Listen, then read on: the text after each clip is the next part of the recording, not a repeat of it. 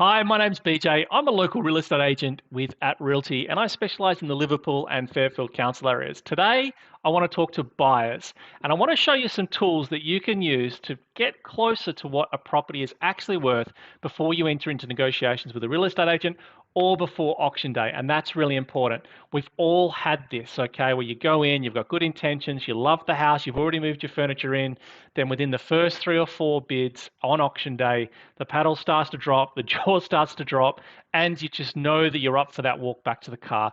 I'm hoping that these tools today will help you get in front of the game, be more positive about what you're doing when you come to negotiating, and let's take a look at them now. Okay, so the best way for me to show you how to do this is to use a real live example, and the one I've chosen today is in Whitefield Drive in West Hoxton. This property was up auction last weekend, and it didn't sell. It has now been listed as private treaty for a value of 1.1 to 1.2. So how do we tell if that is a good price for this property? What I would recommend that you do is you head over to a website called propertyvalue.com.au, and I'll put a link for that in the description today. And simply you put in the address, and it will pop up with a estimated value. Now, this website is run by CoreLogic. CoreLogic are the absolute authority on real estate values in Australia. They have some amazing tools for buyers and real estate agents and sellers. I mean, everybody. They do have a premium service available to the public, and it's about 164. It is $164 for 3 months.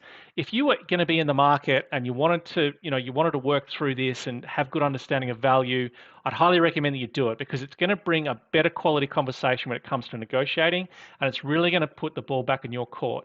As a real estate agent, when someone makes an offer for a property, the first question I'm going to ask them is, wow, how did you arrive at that number? And I can very quickly ascertain as to whether they've done their research. Now, if you want to be in the strongest position on the negotiating table, do your research, okay? That is just simple. So property value is a great way for you to do that. You can come in, I can see here straight away that the value is predicted at between $1 million and 1.1 million, and importantly, the confidence of that estimate is medium. Now, what affects the confidence level? It's basically transactions. There's a number of different factors, but in basic terms, it's the amount of transactions that happen in that suburb. So if you're buying out in the country, it's quite likely you're going to have a low confidence estimate. That's because there's just not enough transactions to get an accurate value on the property that you're looking at, okay? But certainly in the metropolitan area, you should be able to get a medium to high estimation of what the value is. So is that the exclusive value? Have they listed that property for too much money, but for 1.1 to 1.2? Well, look, you need to go and do a little bit more research than just pulling up this page. And that research includes looking at what else is on the market in the area. Now, if you haven't got premium with property value, you can head over to Domain, and Domain is another really good resource. I love some of the tools that are available on Domain.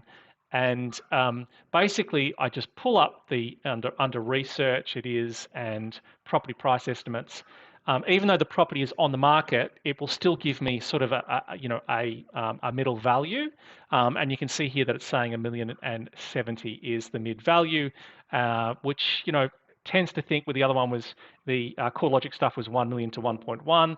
This is the sort of mid-level. So this is helping me. This is really helping me get a little bit closer, but it's still not enough. So you want to go down and you want to have a look at, this is obviously what they purchased it for back in 2013. Not that that's really relevant, but what that could be relevant for is if they have spent a lot of money since buying that property. So that's always a question you should ask real estate agents. Well, what work have they done since they've been here? Because that can really help you. But to fine tune what the value of that property is worth is you want to look at recently sold properties nearby and also what is currently on the market. And you can just go in here, have a look at the floor plan and compare these properties. Are they better or worse than the one that you're looking for, that you're looking to buy?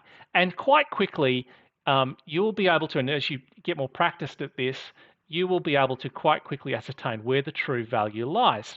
What I love about the Domain is not only at the top here, I think if you click down into the street profile,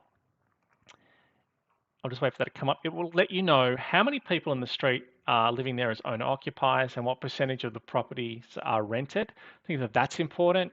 But thing I really love is you can look actually at what's sold in the street where you're looking to buy. I love this. How many bedrooms they have, what they paid, when they paid that money. Again, you can go in there and look at those properties and look at the photos, and that gives you another way to compare what's going on in the market to your value. I hope you found this video useful. Please like and subscribe. Yeah, the more you like this video, the more YouTube puts it into their algorithm and it puts me in front of more people. So I'd appreciate you liking.